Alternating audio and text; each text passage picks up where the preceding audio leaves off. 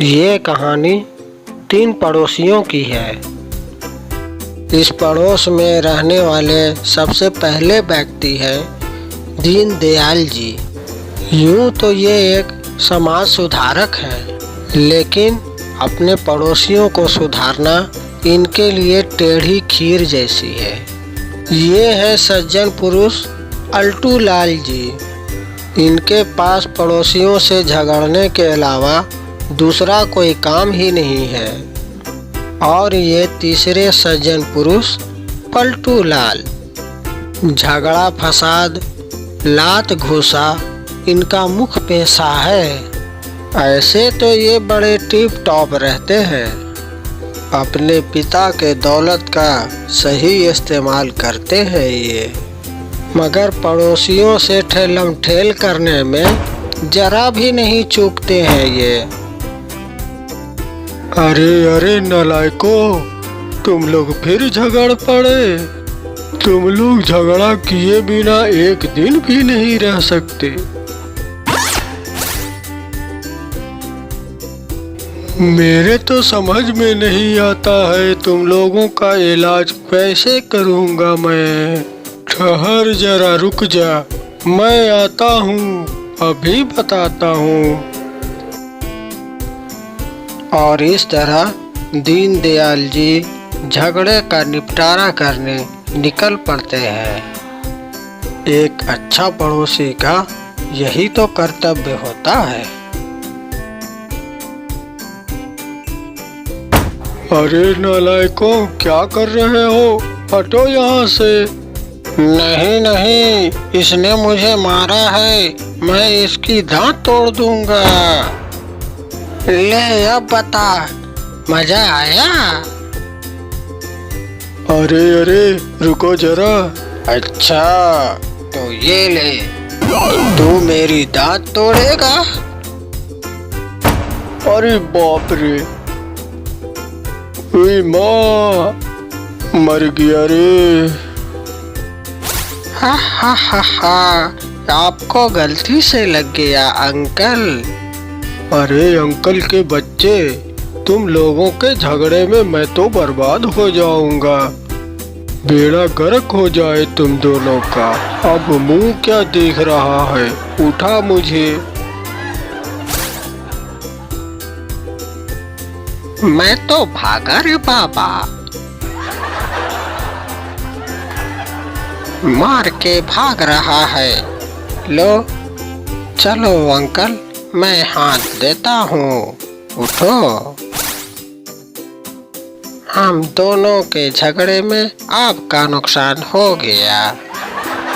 और इस तरह अल्टू लाल और पलटू लाल वहाँ से भाग खड़े होते हैं। उन्हें डर था कि कहीं उनकी पिटाई न हो जाए। और फिर दीनदयाल जी भी वहाँ से चल पड़ते हैं।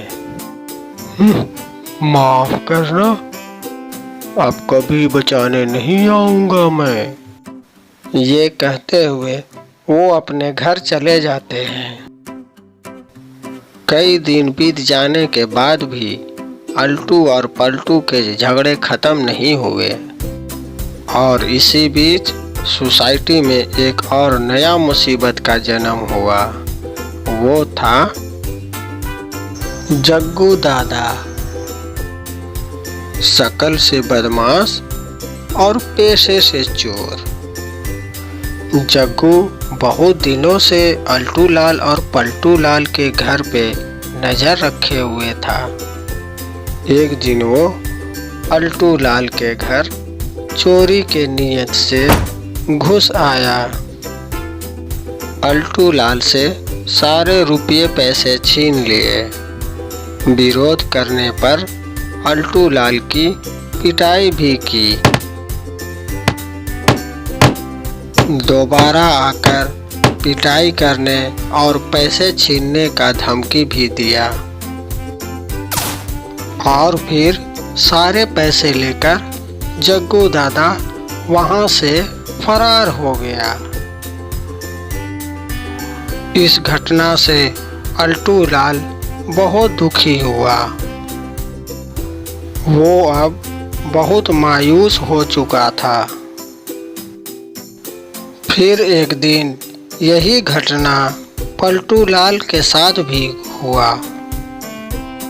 जग्गू दादा इस बार पलटू लाल के घर की तरफ जा रहा था और फिर वो अचानक पलटू लाल के घर के अंदर दाखिल हो जाता है। वो पलटू लाल के साथ भी मारपीट करता है और उसके भी सारे रुपए पैसे छीन लेता है और उसे भी धमकी देकर उसका सारा पैसा लेकर फरार हो जाता है। पलटू लाल भी इस घटना से काफ़ी दुखी हो जाता है। उसे समझ में नहीं आ रहा था कि वो क्या करे। इधर अल्टू लाल खड़ा खड़ा सब कुछ देख रहा था। फिर कुछ सोचते हुए वो पलटू लाल की तरफ बढ़ने लगा। अल्टू लाल इस मुसीबत से जल्द छुटकारा पाना चाहता था। भाई पलटू, आज जो तुम्हारे साथ हुआ है वो कुछ दिन पहले मेरे साथ भी हुआ है। जो कुछ भी कमाते हैं ये जग्गू का बच्चा छीन कर ले जाता है। हाँ भाई, मेरा भी सारा पैसा लेकर उड़ गया और साथ में मारपीट भी करता है। मैं उसके सामने कमज़ोर पड़ जाता हूँ, क्या करूँ मैं? हाँ भाई, ये समस्या मेरे साथ भी है। मैं भी तो कमज़ोर पड़ जाता हूँ। मैं भी उसका मुकाबला अकेले नहीं कर पाता हूँ। तो आखिर इसका हल क्या है भाई? ऐसा कब तक चलता रहेगा भाई? क्या इसका कोई हल नहीं है? हर मुश्किल का कोई ना कोई तो हल होता ही है। इस मुश्किल का भी कोई हल निकलेगा। हम लोगों को दीनदयाल अंकल के पास चलना चाहिए। तुम ठीक कहते हो, हम लोगों को दीनदयाल जी के पास ही चलना चाहिए। तो चलो फिर। और इस तरह अल्टू लाल और पलटू लाल दीनदयाल जी के पास चल पड़ते हैं। दीनदयाल अंकल, हम लोग बहुत बड़ी परेशानी में हैं। आप हमारी मदद करें। मदद क्या करना है? तुम दोनों तो खुद एक मुसीबत हो। तुम पर क्या मुसीबत हो सकती है भला? नहीं अंकल, इस बार परेशानी कुछ अलग है। आप मदद नहीं करेंगे तो हम लोग बर्बाद हो जाएंगे। अच्छा ठीक है, फिर बोलो क्या बात है। मैं भी जरा देखूं कौन सी परेशानी है। इस सोसाइटी में एक बदमाश आता है जग्गू। कभी मेरे पैसे छीन लेता है, कभी पलटू के पैसे छीन लेता है, कभी मुझे मारता है, कभी पलटू को मारता है। हम लोग परेशान हो गए हैं, कुछ करिए। उसका मुकाबला न हम कर पाते हैं न पलटू कर पाता है। हम लोग कमज़ोर पड़ जाते हैं। हाँ अंकल, हम दोनों के पैसे छीन लेता है और मारता भी है। बताएं या फिर रास्ता कुछ? रास्ता तो बिल्कुल आसान है बेटा। वो तुम पर भारी तब पड़ता है जब तुम लोग अलग अलग होते हो। अगर तुम दोनों एकजुट हो जाओ तो तुम दोनों उस पर भारी पड़ सकते हो। एकता में बहुत ताकत होता है बेटा।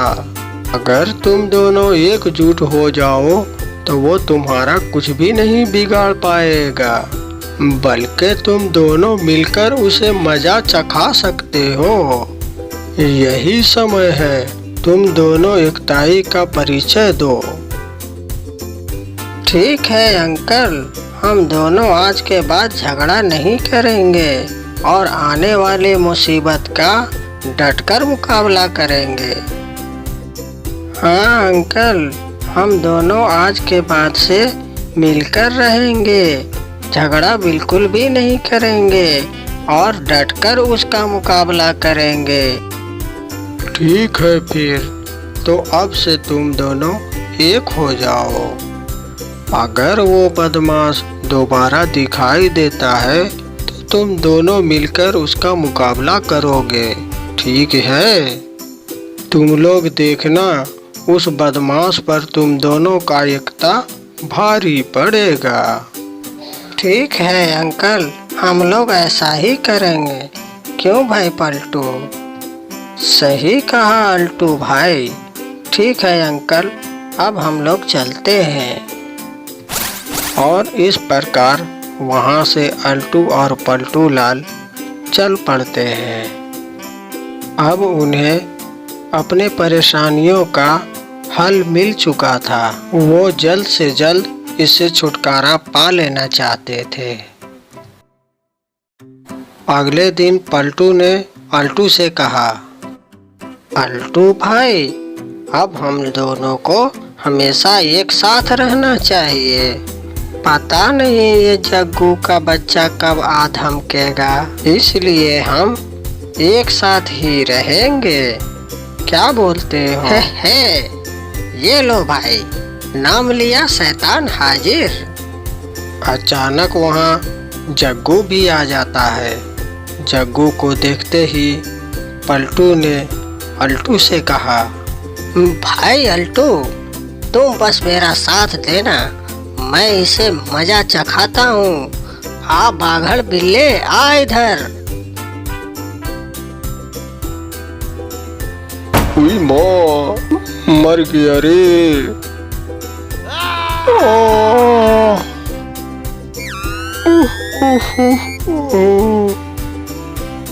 ये ले कमीने, मेरा भी लात ले। नहीं, ओए मेरी अम्मा, छोड़ दो मुझे, जाने दो मुझे, नहीं। और इस तरह अल्टू और पलटू इसे पुलिस के हवाले कर देते हैं। इन दोनों के कारनामे से दीनदयाल जी खुश हो जाते हैं, इन्हें गले से लगाते हैं और शाबाशी भी देते हैं। तो देखा आपने, एकता में बहुत ताकत होता है। एकता एक निर्बल को भी बलवान बना देता है। इसलिए जहाँ भी रहो, हमेशा मिल के रहो।